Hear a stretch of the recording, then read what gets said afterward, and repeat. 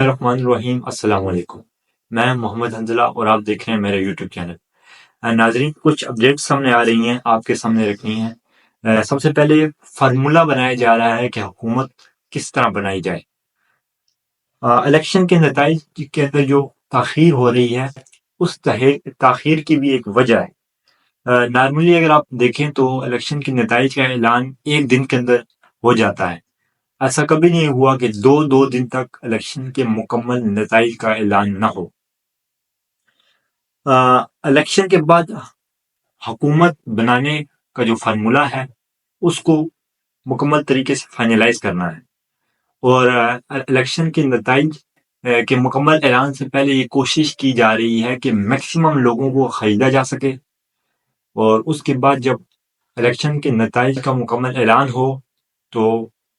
جو حکومت بنانے کا فارمولہ ہے اس کو فائنلائز کیا جا سکے۔ اب پاکستان پیپلز پارٹی کی اگر بات کریں تو پاکستان پیپلز پارٹی کی یہ سوچ ہے کہ بلاول بھٹو صاحب جو ہیں ان کو وزیر اعظم بنایا جا سکے، اور بلاول بھٹو صاحب جو ہیں ان کی اپنی بھی یہ سوچ ہے کہ اگر نواز شریف صاحب کو اقتدار کی جانب، فضل الرحمان صاحب بھی یہ چاہتے ہیں کہ وہ ایک نہ ایک مرتبہ وزیر اعظم یا صدر کی کرسی تک پہنچ سکیں، لیکن جس طریقے کے ساتھ اس الیکشن کے اندر فضل الرحمان صاحب اور ان کی پارٹی کو الیکشن کے اندر شکست ہوئی تو ان کا یہ خواب پورا ہوتا ہوا نظر نہیں آ رہا۔ اب گورنر پنجاب کے خواب بھی بہت لوگ دیکھ رہے ہیں کہ ان کو گورنر پنجاب بنایا جا سکے۔ خیبر پختونخوا کی بات کریں تو خیبر پختونخوا کے اندر اب یہ چیز کنفرم ہو چکی ہے کہ پاکستان تحریک انصاف کی حکومت بننے جا رہی ہے، کیونکہ خیبر پختونخوا کے اندر پاکستان تحریک انصاف کے جو کینڈیڈیٹس ہیں انہوں نے واضح 2/3 اکثریت حاصل کر لی ہے، تو اب ان کو وہاں پر حکومت بنانے سے کوئی روک نہیں سکتا۔ اب جن لوگوں کو یہ لگتا ہے کہ ان کے حلقے کے اندر نتائج کو تبدیل کیا گیا یا دھاندلی کی گئی، ان کو گھبرانے کی اس لیے ضرورت نہیں ہے، کیونکہ یہ انہی آروز جنہوں نے یہ غلط نتائج شائع کیے ہیں، انہی آروز نے جب پاکستان تحریک انصاف کے کئی ممبرز کو ان کے کاغذات نامزدگی جو ہے ان کو مسترد کیا تھا، تو عدالت نے ان کے اس فیصلے کو ریورس کر دیا تھا۔ تو اب انہی آروز کا جب فیصلہ نتائج کو تبدیل کرنے کا عدالتوں کے اندر جائے گا تو عدالتیں یہ فیصلہ کر سکتی ہیں کہ ان حلقوں کے اندر انتخابات دوبارہ کروائے جائیں۔ دو طرح کی دھاندلی جو ہے وہ اس الیکشن کے اندر نظر آئی۔ سب سے پہلی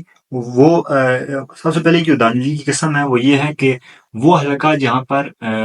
سب لوگوں کو معلوم تھا کہ پاکستان تحریک انصاف اس حلقے کے اندر سیٹ نکالنے میں کامیاب ہوگی، ایک تو وہ حلقہ ہو گیا۔ اب دوسرا حلقہ جہاں پر امیدواروں اور باقی عوام کو لگتا تھا کہ اس حلقے کے اندر پاکستان تحریک انصاف کی جو پوزیشن ہے وہ تھوڑا ویک ہے، وہ کمزور ہے، تو ان حلقوں کے اندر جب 8 فروری کے دن اچانک پاکستان تحریک انصاف کا سپورٹر نکلا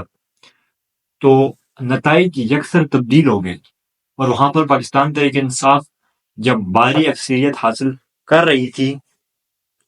تو ان حلقوں کے اندر جو نتائج کی تبدیلی ہے وہ نتائج کے اعلان کے بعد کی گئی، یعنی کہ جب نتائج کا اعلان ہو گیا اس کے بعد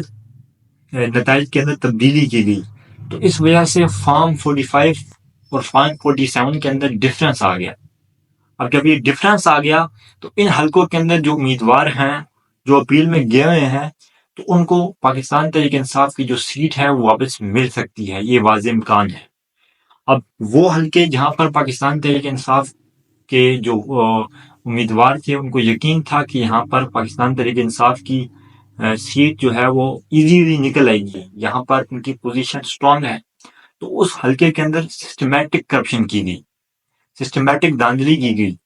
یعنی کہ سسٹمیٹک دھاندلی سے مراد یعنی کہ وہاں پر بیلٹ پیپر کو جلا دیا گیا، آروز کو دفتر سے باہر نکال دیا گیا اور اپنی مرضی سے جو ہے وہ ووٹ کاسٹ کر کے باکس میں ڈالے گئے، تو اور law and order situation create کرنے کی کوشش کی گئی۔ تو یہ دو قسم کی دھاندلیاں جو ہے وہ نظر آئی ہیں اس الیکشن کے اندر۔ اب مریم نواز صاحب جو ہیں مریم نواز صاحبہ جو ہیں جو کہ اس چیز کی خواہش مند ہیں اور یہ خواب سجائے بیٹھی ہیں کہ وہ پنجاب کی وزیر اعلیٰ بن سکیں گی، ان کے جو خواب ہیں وہ چکنا چور ہوتے ہوئے نظر آ رہے ہیں، کیونکہ پروونشل لیول پہ جو انہوں نے سیٹ ون کی ہے ان کے خلاف جو کینڈیڈیٹ پاکستان تحریک انصاف کی حمایت یافتہ ہیں وہ عدالت کے اندر اپیل لے کے چلی گئی ہیں، کیونکہ ان کے پاس جتنے بھی فارم 45 موجود ہیں ان سب کے اندر وہ ون کر رہی ہیں، تو یہ بھی واضح امکان ہے کہ عدالت اس فیصلے کو ریورس کرے اور سیٹ جو ہے وہ پاکستان تحریک انصاف کے حق میں چلے جائے اور اس حلقے کے اندر پروونشل حلقے کے اندر مریم نواز کو شکست کا سامنا کرنا پڑے، جس کی وجہ سے وہ وزیر اعلیٰ کی جو کرسی ہے اس کے جو خواب وہ سجائے بیٹھی ہیں وہ خواب چکنا چور ہو جائے۔ اب آخر میں آپ کو بتاتا چلوں کہ اگر تو یہ جن حلقوں کے اندر دھاندلی کے ثبوت سامنے آ جاتے ہیں اور عدالتیں فیصلہ ریورس کر لیتی ہیں، تو جن آروز اس حلقے کے اندر ملوث ہیں ان کو جو منیمم سزا سنائی جا سکتی ہے جو کہ قانون کے اندر موجود ہے وہ 10 سال کی سزا سنائی جا سکتی ہے آروز کو، جو کہ جنہوں نے کرپشن اور دھاندلی میں اپنا کردار ادا کیا۔ آج کے لیے اتنا ہی۔ اگر آپ کو میری ویڈیو پسند آئے تو اس کو لائک کیجیے گا اور چینل کو سبسکرائب کیجیے گا۔ بہت شکریہ۔